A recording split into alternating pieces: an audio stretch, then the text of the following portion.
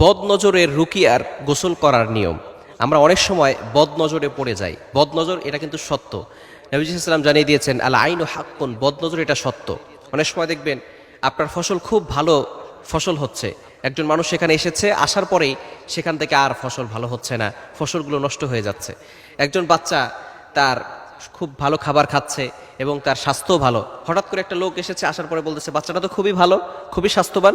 দেখবেন আস্তে আস্তে বদনজর লেগে গেছে, আর সাথে সাথে সে বাচ্চাটা অসুস্থ হয়ে যাচ্ছে, একেবারে কিছুই খায় না, খাওয়া দাওয়া বন্ধ করে দিচ্ছে, শরীর শুকিয়ে গেছে। এরকম হয় কি হয় না? এটা কিন্তু সত্য। নবী সাল্লাল্লাহু আলাইহি ওয়াসাল্লাম নিজে জানিয়ে দিয়েছেন, আল আইনু হাক্কুন, বদনজর এটা সত্য।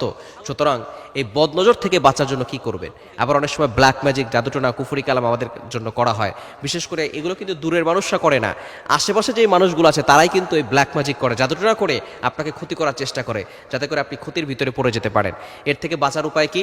বিশেষ করে বদনজর যদি আপনার লেগে যায়, বিশেষ করে আপনি অসুস্থ হয়ে যাচ্ছেন, তারপরে কিছু খেতে ভালো লাগে না, ঘরে ভালো লাগে না, অনেক সময় দেখবেন যে রুমে আপনি থাকতেছেন সেই রুমের ভিতরে আপনার মন টিকতেছে না, সেই রুমের ভিতরে ঢুকলে আপনার শরীর জ্বলতেছে, কেমন যেন ভিতরে ভালো লাগতেছে না, অস্বস্তি ফিল হচ্ছে, অসহ্য লাগছে।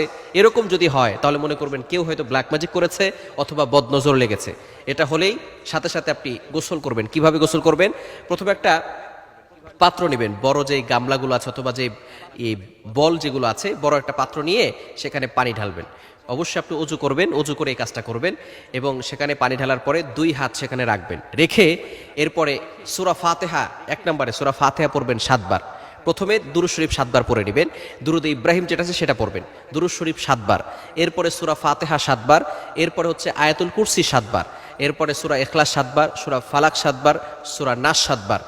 এর আগে সূরা কাফিরুনটাও 7 বার করে পড়ে নেবেন। সূরা ফাতিহার পরে সূরা কাফিরুন 7 বার, সূরা ইখলাস 7 বার, এরপরে সূরা ফালাক 7 বার, সূরা নাস 7 বার। এরপরে আপনি দুরূদ শরীফ আবারও 7 বার পড়বেন, পড়ে ওই পানিটা দিয়ে আপনি গোসল করে নেবেন। পানিতে আর ফু দিতে হবে না, যেহেতু আপনি হাত ওইখানে দিয়েই রেখেছেন, ওইখানে আর ফু দিতে হবে না, ওই পানিটা আপনি কি করবেন? গোসল করে নেবেন। অবশ্য আমাদেরকে খেয়াল রাখতে হবে, এই আমলটা কিন্তু টয়লেটের ভিতরে করা যাবে না। বিশেষ করে বর্তমানে অ্যাটাচড টয়লেট হয়েছে, প্রত্যেকটা ঘরের সাথে সাথে টয়লেট, বিশেষ করে ফ্ল্যাটে যারা থাকে ঘরের সাথে সাথে টয়লেট, সুতরাং টয়লেটে বসে কিন্তু কোনো দোয়া পড়া যাবে না। এভাবে গোসল করবেন, ইনশাআল্লাহ আল্লাহ পাক রব্বুল আলামিন অবশ্যই এই বদনজর থেকে, কুনজর থেকে, হিংসুক চোখ থেকে আল্লাহ তাআলা আপনাকে হেফাজত করবেন। অনেক সময় দেখা যাচ্ছে যে আমরা এটা করার পরে সুস্থ হয়ে আবার খারাপ হয়ে যায়। এটা কেন? কেননা আমরা শরীর বন্ধ করে রাখি না। 5 ওয়াক্ত নামাজ আপনাকে মাস্ট বি পড়তেই হবে।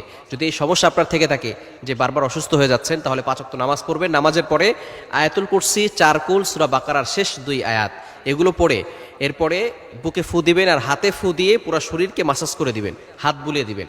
তাহলে আপনার শরীর বন্ধ থাকবে, আপনাকে কেউ কোনো ক্ষতি করতে পারবে না। আল্লাহ পাক রব্বুল আলামিন আয়াতুল কুরসি পড়ার দ্বারা আপনার জন্য একজন ফেরেশতা নিযুক্ত করে দিবেন। এই ফেরেশতা আপনাকে 24 ঘন্টা 24 আওয়ার্স আপনাকে হেফাজত করবে, প্রটেক্ট করবে, হেফাজত করবে। দুনিয়ার মানুষ শয়তান বলেন আর জিন শয়তান বলেন, কোনো ধরনের শত্রু আপনাকে ক্ষতি করতে পারবে না।